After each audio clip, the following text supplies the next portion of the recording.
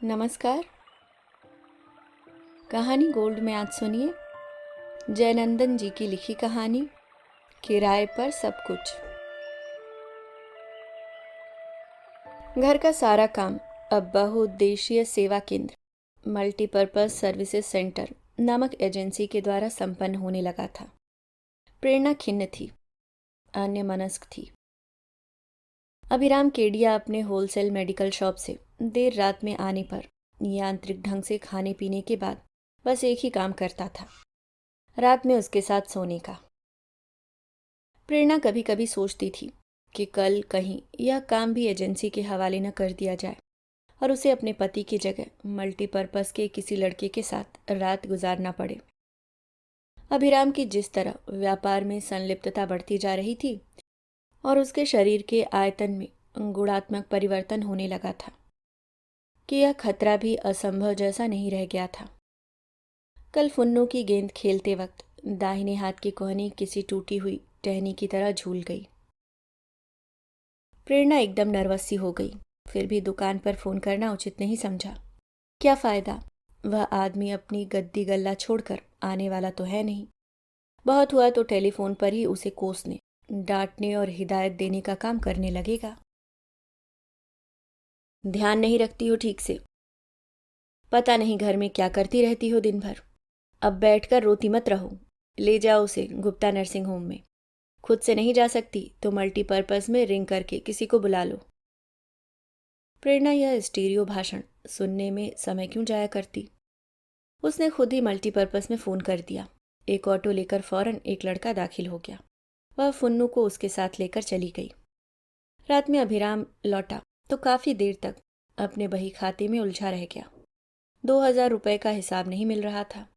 गुणा भाग के बीच उसे होश ही नहीं आया कि फुन्नू के साथ आज कोई दुर्घटना भी हुई है। प्रेरणा बस इंतजार ही करती रह गई कि बेटे को जरा दुलार पुचकार करेगा यह आदमी। उसने खाना लगा दिया तो अनमने से वह खाकर सो गया। प्रेरणा अपने बेटे के पास चली गई। फुन्नू अब तक जागा हुआ था और उसकी आंखें दरवाजे की तरफ ही निहार रही थी। उसने पूछा, मामा क्या डैड अब तक हिसाब किताब में ही उलझे हुए हैं? नहीं, वे सो गए, शायद काफी थके हुए थे। बेटे का मन रखने के लिए एक बहाना गढ़ लिया प्रेरणा ने। फुन्नू का चेहरा उतर गया और देखते ही देखते उसकी आंखों में आंसू भर आए। वह अपने को रोक न सका और अपनी माँ के गले से लगकर सिसक पड़ा। सुबह अभिराम जब दुकान जाने के लिए तैयार हो रहा था तभी एनके मल्टीपर्पज सर्विसेज का एनके यानी नवल किशोर आ गया। अरे एनके, कैसे हो भाई? कैसा चल रहा है तुम्हारा मल्टीपर्पज? बहुत अच्छा चल रहा है केडिया साहब। अब तो इस एरिया का शायद ही कोई घर बचा हो जो अब तक मेरा कस्टमर नहीं बन गया हो। वेरी गुड, मुझे बहुत खुशी हुई जानकर। तुम अपना कार्यक्षेत्र इतना बढ़ा लोगे, इसकी तो मुझे वाकई उम्मीद नहीं थी। मेरा तो भाई सारा काम तुम्हारे जिम्मे ही है। कभी कभी मैं सोचता हूँ कि तुम्हारी एजेंसी यहाँ न शुरू हुई होती तो शायद मेरे घर की सारी व्यवस्था चरमरा जाती। यह मेरा सौभाग्य है केडिया साहब। अच्छा, फुन्नू कैसा है? दर्द तो बहुत रहा होगा रात में। गोली खाने से नींद तो आ गई होगी उसे। डॉक्टर ने बताया कि मेजर कंपाउंड फ्रैक्चर है, लेकिन बच्चा है इसलिए हड्डी जुड़ जाएगी। मुझसे रहा ना गया और मैं उसे देखने चला आया। एक सेकंड के लिए तिलमिला गया अभिराम केडिया। उफ, उसकी मानसिक दशा क्यों इस तरह है कि रात में इस बारे में पूछने का उसे जरा भी ध्यान न रहा। उसने खुद को संभालते हुए कहा, जाकर देख लो अंदर। नवल अंदर चला गया। अभिराम एक खींच से भर उठा। इस औरत से इतना नहीं हुआ कि उसे जरा याद दिलाते। मनहूस की तरह भीतर ही भीतर घुमड़ते रहती है। इतना भी नहीं समझती कि मैं जो कर रहा हूँ, कमा रहा हूँ, सब उसी के लिए है। बिजनेस में आजकल कितनी प्रतिस्पर्धा हो गई है, यह बताने से भी इसे समझ में नहीं आता। वह दुकान के लिए बिल, वाउचर, बही आदि समेटने लगा। एनके अंदर से देखकर फिर ड्राइंग हॉल में आ गया। कहने लगा, आपका यह फुन्नू बहुत भावुक और होशियार है केडिया साहब। मुझे देखते ही रो पड़ा और कहने लगा कि आपने जिस तरह प्यार दुलार देकर संभाला है अंकल, उसे मैं कभी भूल नहीं पाऊंगा। क्षण भर के लिए एक अपराध बोध उसके भीतर किसी पिन की तरह चुभ गया। सचमुच, चाहे कितनी भी भौतिक सुविधाओं से भरा हो आदमी, लेकिन प्यार, दुलार और जज्बात का हाशिया जीवन में बना ही रहता है। उसने बात बदलते हुए कहा, अपना बिल लाए हो इनके? नहीं सर, आपसे बिल लेने की मुझे कोई जल्दी नहीं रहती, मैं बाद में भिजवा दूंगा। इस समय तो मैं सचमुच फुन्नू को देखने आया हूँ, और आ गया हूँ तो सोचता हूँ कि एक और ज़रूरी काम निपटाता जाऊँ। अपने हाथों से मुझे आपको यह निमंत्रण पत्र देना है। मैंने अपना एक घर बनाया है। अगले सप्ताह सोमवार को गृह प्रवेश का रस्म पूरा करना है। इस अवसर पर आपको मेरा सबसे खास मेहमान होकर आना है। डिनर का शुभारंभ आपको ही करना है। अभिराम अविश्वास से एनके का मुंह देखता रह गया। जब यह लड़का उससे मिला था तो 2 जून की रोटी का इंतजाम भी इसके पास नहीं था। उसकी दुकान में कैसा भी रूखा सूखा काम देने के लिए निहोरा कर रहा था। इसकी एमएससी की डिग्री देखकर अभिराम के अंतर्मन ने स्वीकार नहीं किया कि उसे एक छोटे मोटे काम में लगाकर उसकी मजबूरी का दोहन किया जाए। उस समय उसे खुद एक ऐसी एजेंसी की तलब थी जो टेलीफोन, बिजली, सेटलमेंट, इंश्योरेंस, कॉरपोरेशन आदि के कार्यालयों में उसके बार बार पड़ने वाले काम सल्टा सके। इन कार्यालयों के लफड़ों से वह ही नहीं बल्कि उसके संपर्क के कई अन्य व्यापारी तथा कई ग्राहक भी त्राही त्राही की स्थिति में थे। अभिराम ने उसे काम का पूरा प्रारूप समझाते हुए सलाह दी कि वह सबसे काम इकट्ठा ले लेकर इन कार्यालयों में जाए तथा साम दाम और बुद्धि बल लगाकर उन्हें अंजाम तक पहुंचाए। इनके बदले में एक वाजिब मेहनताना तय कर ले तो लोग खुशी खुशी दे डालेंगे। नवल किशोर को रोजी कमाने का यह रास्ता अच्छा लगा और वह अभिराम की दुकान में ही बैठकर जॉब जुटाने लगा। बाद में जब वह पूरी तरह स्थापित हो गया और सभी लोग उसे जान गए तो उसने उस मोहल्ले में ही एक भाड़े की कोठरी ले ली जहां उसके अधिकांश ग्राहकों के आवास थे। उसने अब बजाबता इनके मल्टीपर्पज सर्विसेज सेंटर का एक बोर्ड लगा लिया और साथ में एक अन्य लड़के को भी रख लिया। 2-2.5 साल बाद अभिराम को नवल ने बताया कि मल्टीपर्पज ने अब कई तरह के काम, मसलन कोई लंबा मुकदमा लड़ना, खाली मकान के लिए किराएदार ढूंढना, गाड़ी या जमीन बेचना, पासपोर्ट वीजा बनवाना, ड्राइविंग लाइसेंस या आवासीय प्रमाण पत्र बनवाना, पुलिस से कोई मामला सलटवाना आदि शुरू कर दिए हैं। इसके लिए अब स्थायी रूप से और भी 6-7 लड़के बहाल करने पड़े हैं। कुछ लड़के पार्ट टाइमर हैं जो काम बढ़ जाने पर कभी भी बुला लिए जाते हैं। इसी तरह एक एक सीढ़ी चढ़ते हुए एनके आज इतनी ऊंचाई पर पहुंच गया कि ऐसे पौश इलाके में अपना मकान बनवा लिया। अभिराम ने कहा, भाई एनके, तुम्हें तो मैंने सिर्फ एक आइडिया भर दिया था, उसे साकार तो तुमने अपनी मेहनत लगाकर किया है। इस श्रेय के हकदार तुम खुद ही हो। मुझे इतना मान क्यों दे रहे हो? तुम जानते हो कि मेरा खुद का काम ऐसा है कि जरा से भी मुझे फुर्सत नहीं देता। तुम क्यों नहीं अपने जश्न में मेरी जगह किसी सरकारी अफसर को बुला लेते? तुम्हारा एक कांटेक्ट भी डेवलप हो जाएगा। अभिराम ने कन्नी काटने की मंशा से कहा, केडिया साहब, अब कॉन्ट्रैक्ट का मैं मोहताज नहीं हूँ। आपकी दुआ से मैंने यह रहस्य जान लिया है कि किससे कॉन्ट्रैक्ट कैसे बनाना और बढ़ाना है। सब पैसे का खेल है। आप मुझे इस काम से जोड़ने के प्रेरणा स्रोत रहे हैं। अतः मेरी यह ख्वाहिश है कि जीवन की पहली बड़ी उपलब्धि के रूप में जो मकान मैंने बनाया है उसके जश्न में आपकी शिरकत जरूर हो, और वह भी एक खास मेहमान के तौर पर। जानता हूँ समय निकालने में आपको बहुत मुश्किल आएगी। आपको ही क्या, इस मोहल्ले में रहने वाले किसी भी शख्स को फुर्सत कहाँ है, लेकिन फिर भी अपने इस सेवक के लिए थोड़ा सा वक्त निकालने की गुजारिश मैं हर एक से कर रहा हूँ। आपसे तो मेरी खास दरख्वास्त है। कन्विंस करने की तुम्हारी अदा बहुत लाजवाब है एनके, शायद इसलिए यह काम तुम्हें रास आ गया। मेरे लिए इतना आदर रखते हो मन में, यह जानकर भी ना आऊं तो सचमुच तुम पर ज्यादती होगी। लेकिन भाई, तुमने मकान बनाया कहाँ है? नवल किशोर भौचक रह गया। केडिया साहब, आप मजाक कर रहे हैं या सचमुच नहीं जानते? अरे यार, मैं मजाक क्यों करने लगा? मेरा यह टाइम तो भागकर दुकान पहुंचने की है। आपका 2 मिनट और चाहूंगा केडिया साहब। जरा सा आप मेरे साथ अपनी छत पर चलें। छत पर आ गया अभिराम केडिया। सुबह के इस पहर में छत से आसपास का मंजर एक गजब की सुखद अनुभूति भरने लगा उसके भीतर। उसे याद नहीं कि इस बेला में वह छत पर कब आया था। नवल किशोर ने अपनी उंगली के इशारे से बताया, वह सामने लगभग 400 गज दूर जो नया घर दिख रहा है वही मेरा घर है। अभिराम आंखें फाड़कर वह चमचमाता हुआ नया 2 मंजिला मकान देखता रह गया। उसके घर के इतने पास एक बड़ा मकान बन गया और उसे पता भी नहीं चल पाया। उसने चारों ओर घूमकर पूरे मोहल्ले पर अपनी एक सरसरी नजर दौड़ाई। अरे, यह अमलताश का पेड़ गुप्ता जी के घर में तो नहीं था, और शर्मा के लॉन में इतना लंबा यूकेलिप्टस कहाँ से आ गया। तिवारी जी की खिड़की से एक लड़की और उसके सामने ठाकुर जी की खिड़की से चिपके एक लड़के के बीच ये क्या इशारेबाजी हो रही है। ये दोनों कौन हैं? एनके ने बताया कि लड़की तिवारी की बेटी है और लड़का ठाकुर जी का बेटा है। दोनों में बहुत दिनों से इश्क चल रहा है। अभिराम ठगा रह गया। तो ये दोनों इतने बड़े हो गए। लग रहा था जैसे कल ही उसने दोनों को 3-3.5 फुट की लंबाई में गली में एक गेंद के लिए झगड़ते देखा है।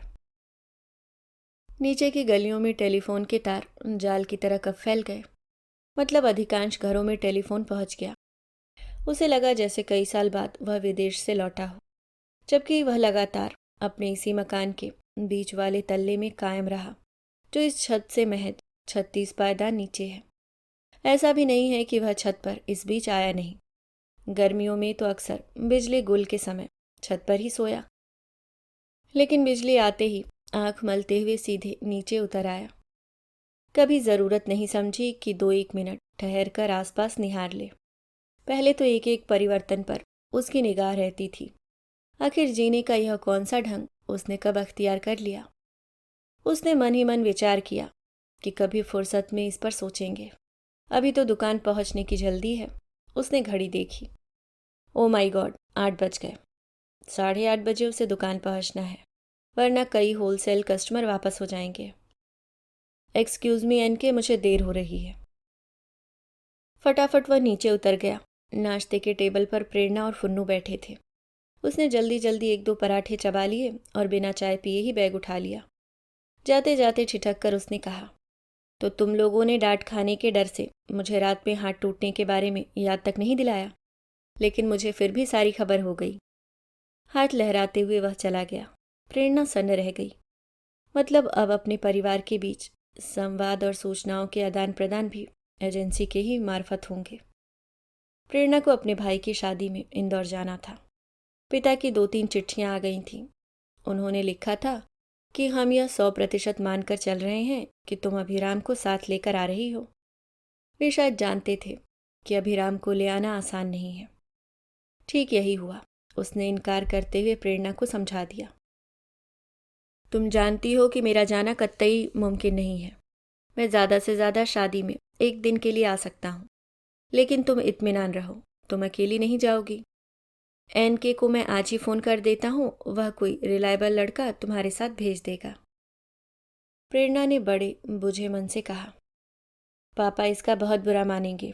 एक बार मम्मी को मामा ने अपने नौकर के साथ इंदौर भिजवा दिया था। पापा गुस्से से एकदम लाल हो गए थे। तुम्हारे भाई को इतनी भी फुर्सत नहीं मिली कि अपनी बहन को खुद से पहुंचा दे। रिश्तेदारी में और रखा ही क्या है। इन्हीं छोटे छोटे निर्वहनों से रिश्ते की सघनता का अनुमान होता है। हम समझ गए कि तुम्हारा भाई तुम्हें कितना महत्व देता है। तुम्हारे पिता ने ऐसा कहा और उनका यह ख्याल है कि साथ आने जाने से ही रिश्तों में निहित घनिष्ठता उजागर होती है, तो यह जरूरी नहीं कि वे सही हैं और तुम्हारे मामा गलत थे। मैं तो कहूँगा कि बदलते वक्त के अनुरूप तुम्हारे मामा की समझ ही ठीक थी। मेरा अपना निर्णय तो इस वाक्य को सुनकर और भी पुख्ता हो गया है। मल्टीपर्पज के लड़के के साथ तुम्हारा जाना कहीं से भी अनुपयुक्त नहीं है। हो सकता है तुम्हारे मामा के नौकर में कुछ अपात्रता रही हो, लेकिन मल्टीपर्पज आज एक रेपुटेड ब्रांड का नाम है। इसके लड़के तत्पर, शिक्षित और समर्पित हैं। रास्ते में तुम्हारे सहूलियत का ख्याल जितना वे रख सकेंगे, शायद उतना मैं भी नहीं रख सकूंगा। इतने ठोस अनुशंसा और प्रस्तावना के बाद प्रेरणा के कुछ भी कहने का न कोई फायदा था न कोई औचित्य। उसने अपनी मूक सहमति दे दी। मल्टीपर्पज के लड़के के साथ ही वह चली गई इंदौर। बाद में ऐसा हुआ कि अभिराम शादी में भी एक दिन के लिए न जा सका।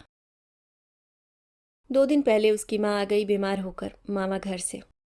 वह भी अपने भतीजे की शादी में गई हुई थी और बहुत दिनों तक वहीं पड़ी रह गई। अभिराम फ़ोन से पूछता तो कह देती कि मुझे यहीं मन लग रहा है। वह अपना ज़्यादातर समय तफरीह, तीर्थाटन और रिश्तेदारों से मेलजोल में ही बिता देने की अभ्यस्त रही थी। साथ आने जाने के लिए कुछ लोगों का एक ग्रुप मिल गया था। मामा के यहाँ जब इलाज के बावजूद तबीयत बिगड़ती गई तो मामला नाजुक समझकर मामा ने उचित समझा कि उसे यहाँ पहुँचा दिया जाए। अभिराम ने तत्काल माँ को सबसे महंगे नर्सिंग होम में भर्ती करा दिया। डॉक्टर ने बताया कि उसे जॉन्डिस हो गया है। तीसरे दिन वह रात में चल बसी। उसने अपनी माँ के पार्थिव शरीर को घर लाना जरूरी नहीं समझा। प्रेरणा घर में होती तो शायद लाने का कुछ मतलब होता। सुबह स्थानीय अखबार में अंतिम संस्कार की सूचना छपवा दी गई। मोहल्ले में भी कुछ लोगों को फोन से सूचित कर दिया गया।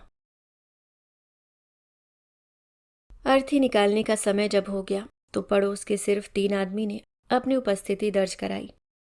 अभिराम को किसी ने याद दिलाया कि आज भारत और पाकिस्तान के बीच एक अति रोमांचक और संघर्षपूर्ण क्रिकेट मैच हो रहा है, जिसके प्रसारण देखने के लिए लोग अपने अपने टीवी सेट से चिपके हुए हैं। अभिराम को आभास हो गया कि अब और कोई नहीं आएगा। इन 4-5 वर्षों में आखिर वह भी तो किसी की शव यात्रा या श्राद्ध में शामिल नहीं हुआ। उसने मल्टीपर्पज़ को फ़ोन मिलाया और कहा कि शव यात्रा निकालने के लिए अविलंब 10 लड़के को भेज दो। आधे घंटे में 10 लड़के हाजिर हो गए। पड़ोस के जो 2-3 जन आए थे, अभिराम ने उनकी भी छुट्टी कर दी। बेकार आप लोग जहमत क्यों उठाएंगे, लड़के आ गए हैं, काम हो जाएगा। आने के लिए बहुत बहुत शुक्रिया। लड़कों ने मिलजुल कर अपने कंधों पर अर्थी उठा ली और ट्रक पर लोड कर दिया। शमशान घाट पर लकड़ी से भी जलाने का प्रबंध था और विद्युत शवदाह गृह भी था।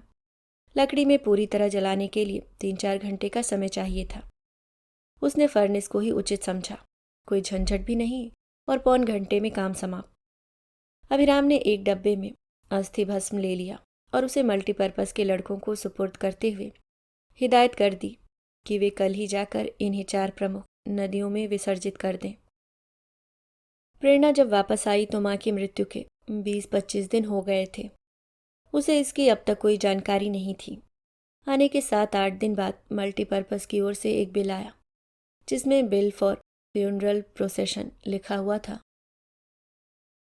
पूछने पर लड़के ने उसे पूरी जानकारी दी। वह हैरान रह गई। माँ के मरने की खबर भी उसे एजेंसी से मिल रही है। अभिराम ने फ़ोन करने की या यहाँ आ जाने पर भी खुद से बताने की कोई ज़रूरत नहीं समझी। क्या माँ का मरना भी आज के वक्त में एक मामूली वाक़या हो गया? सास बहुत मानती थी उसे और जाने के समय उसने कहा था, जब मैं मायके से लौट कर आऊँगी बहू तो तुम्हें अपने साथ भारत भ्रमण पर ले चलूँगी।